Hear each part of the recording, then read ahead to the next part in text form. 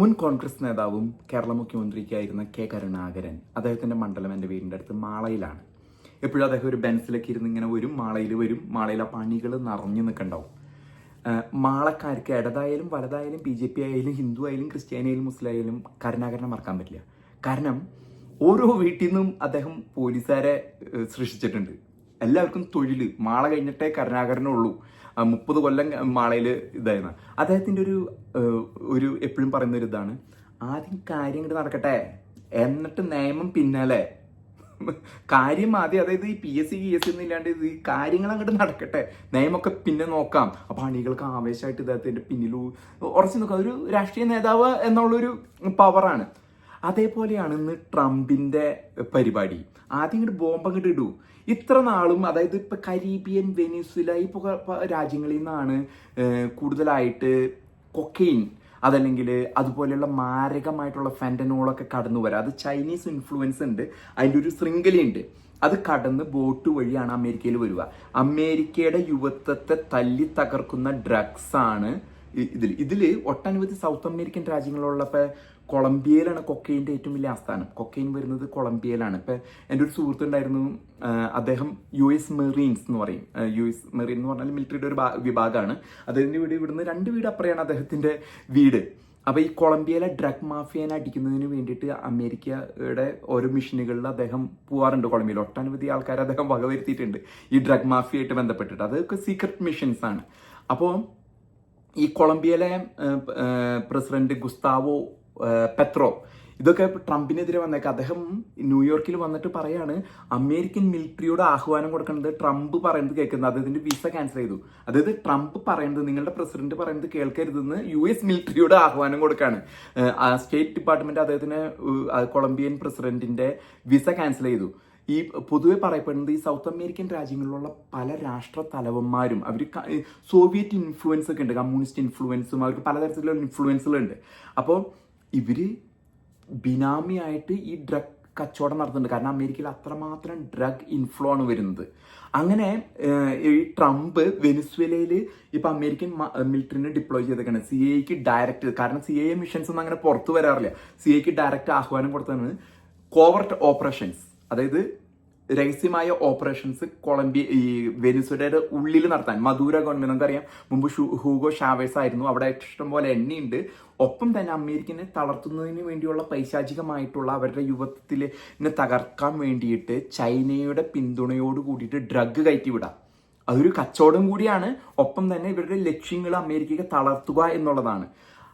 ഇപ്പൊ ട്രംപ് പറഞ്ഞിരിക്കുന്നത് ഒന്നും നോക്കണ്ട. കരുണാകരൻ നേരത്തെ പറഞ്ഞ കാര്യം ഞാൻ പറയാനുള്ള വിഷയം വെച്ചാൽ ഒന്നും നോക്കണ്ട, ബോംബിട്ട് ആദ്യം കപ്പലൊക്കെ ബോംബിട്ട് തകർക്ക്, ബാക്കി നമുക്ക് അറിയാം. അപ്പൊ ഇവിടുത്തെ പ്രതിപക്ഷം എന്ന് പറയുന്ന ഡെമോക്രാറ്റിക് പാർട്ടി, ഒബാമയുടെയും ബൈഡന്റെയും പാർട്ടി ഇരുന്ന് പറയുന്നത്, നിങ്ങൾ കോൺഗ്രസ്സിൽ അനുവാദം ഇല്ലാണ്ട്, അതായത് US ലോക്സഭ എന്നൊക്കെ പറയുന്ന ഈ കോൺഗ്രസ്സിൽ അനുവാദം ഇല്ലാണ്ട് ഒരു വിദേശ രാജ്യത്ത് അങ്ങനെ ബോട്ടൊക്കെ തകർക്കാൻ പാടുണ്ടോ?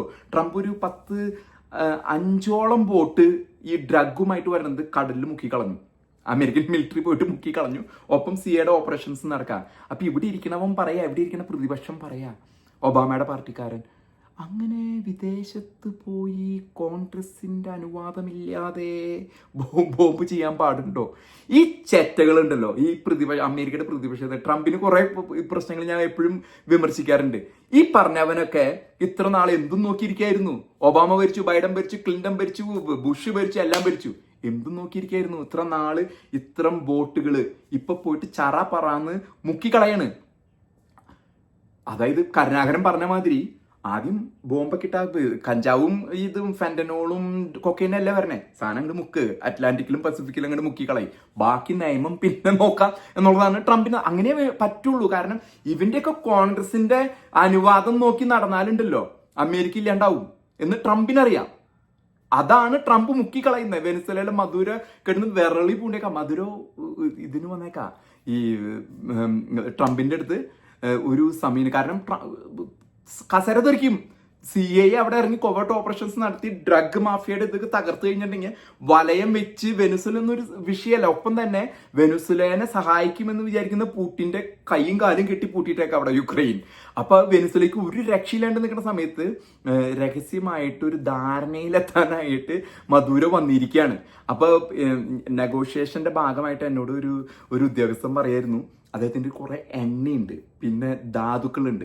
ഇപ്പൊ ചൈന അമേരിക്കക്ക് ധാതുക്കൾ കൊടുക്കില്ല എന്നാ പറയുന്നത്. അപ്പൊ അങ്ങനെ ഒരു സാഹചര്യം വന്നു കഴിഞ്ഞപ്പോ ഇതൊക്കെ എടുത്തോളാൻ പറഞ്ഞു മധുര പറഞ്ഞു, എന്റെ സീറ്റ് കളയരുത്, ഞാൻ ഈ പറയണത് കേട്ട് നിന്നോളാം. അങ്ങനെ ഒട്ടനവധി 200 രാജ്യങ്ങളിൽ ഒട്ടനവധി ട്രംപ് ഭീഷണിപ്പെടുത്തി വരിക്ക് കൊണ്ടുവന്ന കുറെ നേതാക്കന്മാരുണ്ട്. വെനുസുലയിലെ നേതാവ് മധുര വന്നിട്ട് ട്രംപിന്റെ കാലുമേ വീണേക്കാം. ഈ ചർച്ചകളൊക്കെ രഹസ്യമായിട്ട് നടക്കാം. അപ്പൊ ട്രംപ് പറയും, ഓക്കെ എണ്ണയുണ്ട്, ധാതുക്കളുണ്ട് വെനുസുല അങ്ങനെ ഒരു അനുഗ്രഹീത ഭൂമിയാണ് ഈ വെനുസുല എന്ന് പറഞ്ഞ രാജ്യം. സൗത്ത് അമേരിക്കയുടെ പിന്നാമ്പുറത്താണ് ഈ സാധനം കിടക്കുന്നത്. അപ്പോ അങ്ങനെ ഒരു ധാരണയിലേക്ക് മധുര വന്നിരിക്കുകയാണ് അപ്പൊ ട്രംപിന്റെ അടിയേറ്റു. അത് 4 ബോട്ട് അങ്ങോട്ട് മുക്കി 10-25 എണ്ണത്തിനും കൊന്നു. ഈ ഡ്രഗുമായിട്ട് അമേരിക്കയിലേക്ക് കള്ളക്കടത്തായിട്ട് ഇവർ കടലിൽ ഇങ്ങനെ ചുറ്റിപ്പറ്റി നടന്ന അവരുടെ ഓപ്പറേഷൻസ് അത് കഴിഞ്ഞിട്ട് പയ്യെ അമേരിക്കൻ തീരത്തേക്ക് എത്തിക്കാനുള്ള വഴികൾ, അത് മെക്സിക്കോയിൽ എത്തിച്ച് ആ വഴി എത്തിക്കുന്ന പരിപാടികളാണ് പരിപാടി. അപ്പൊ ഇപ്പൊ മദൂരോ വന്നിട്ട് എങ്ങനെയെങ്കിലും എന്നെ രക്ഷിക്കണം, എണ്ണ എന്തോരം വേണമെങ്കിലും ട്രംപിന് എണ്ണ കിട്ടി യൂറോപ്പിലേക്ക് വിൽക്കാം, ഇവിടെ എണ്ണയുണ്ട് ഇല്ലാഞ്ഞിട്ടല്ല, ലോകം മുഴുവൻ ഈ എണ്ണ വിൽക്കാം എന്നുള്ളൊരു ഇതിലാണ് ട്രംപ് പോകുന്നത്. അപ്പൊ ഡ്രഗ് കച്ചവടം നിർത്തി കഴിഞ്ഞാല് അവരായിട്ട് ധാരണ വരണേല് കുഴപ്പമില്ല. ഒപ്പം തന്നെ ചൈന ധാതുക്കൾ കൊടുക്കില്ല എന്ന് ഇപ്പൊ പറഞ്ഞപ്പോ 100% അങ്ങോട്ട് ടാക്സ് അടിച്ചേക്കാണ്. അപ്പൊ അതിന് പകരമായിട്ട് ഇന്നലെ Australian prime minister Washington DC white ഹൗസിൽ വന്നിരുന്നു. അപ്പൊ ധാതുക്കള് ഓസ്ട്രേലിയ വലിയ രാജ്യം, ഭൂവിസ്തൃതിയുള്ള രാജ്യമാണ്, അവരുടെ ധാതുക്കളുണ്ട്. അത് അമേരിക്ക കാരണം ചൈനയുടെ മേലെ ഡിപ്പെൻഡന്റ് ആയിരുന്നു. ഈ ധാതുക്കൾ എന്ന് പറഞ്ഞാൽ പല ലിഥിയം, കോപ്പർ അങ്ങനെയുള്ള ധാതുക്കള് പലപ്പോഴും യുദ്ധവിമാനങ്ങൾ, നമ്മുടെ സെൽഫോൺ ഉണ്ടാക്കുന്നതിലൊക്കെ ആവശ്യം വരുന്ന ഘടകങ്ങളാണ്. അത് ചൈന ബ്ലോക്കാക്കി അമേരിക്കൻ പൂട്ടാനുള്ള പരിപാടിയിലാണ് ഓസ്ട്രേലിയ ആയിട്ട് വന്നിരിക്കുന്നത്. ഒപ്പം വെനുസുലയിൽ നിന്ന് കിട്ടുമ്പോൾ അമേരിക്കയുടെ ആ അപ്രമാദിത്വം ചൈനയുടെ ഡിപ്പെൻഡ് ആക്കാണ്ടിരിക്കാനാണ് ട്രംപ് നോക്കിയിട്ടിരുന്നത്. അപ്പൊ തന്നെ ട്രംപ് അപ്പോഴും ചൈനയായിട്ട് നല്ല ബന്ധത്തിലാണ്. അടുത്ത വർഷം ആദ്യം അദ്ദേഹം ചൈനയിൽ പോകും, സി ജിൻപിങ് കൂട്ടുകാരനാണെന്നൊക്കെയാണ് പറയണേ. അപ്പൊ രാഷ്ട്രീയ വിശകലനങ്ങൾ ആദ്യം ഇത് കൊണ്ടിരുന്ന ബോട്ട് അങ്ങോട്ട് കാര്യങ്ങൾ നടക്കട്ടെ, അങ്ങോട്ട് മുക്ക ഡ്രഗ് കൊണ്ടിരുന്ന ബോട്ടുകൾ മുക്ക, നിയമം പിന്നെ വരട്ടെ. കോൺഗ്രസ് ഒക്കെ അവിടെ ഇരിക്കും. ഒബാമ ഇത്ര നാളുണ്ടായിരുന്നല്ലോ, ഒബാമയും ബൈഡനും കമലയും ഇങ്കിമലയും ഇങ്ങുമലയൊക്കെ ഉണ്ടായിരുന്നല്ലോ. ഇപ്പൊ മുക്കലാണ് പരിപാടി. ഇപ്പൊ ആദ്യം കാര്യം നടക്കട്ടെ, പിന്നെ നമുക്ക് നിയമവും കോൺഗ്രസും ഭരണഘടനയൊക്കെ നോക്കാന്നാണ് ട്രംപിന്റെ നിലപാട്.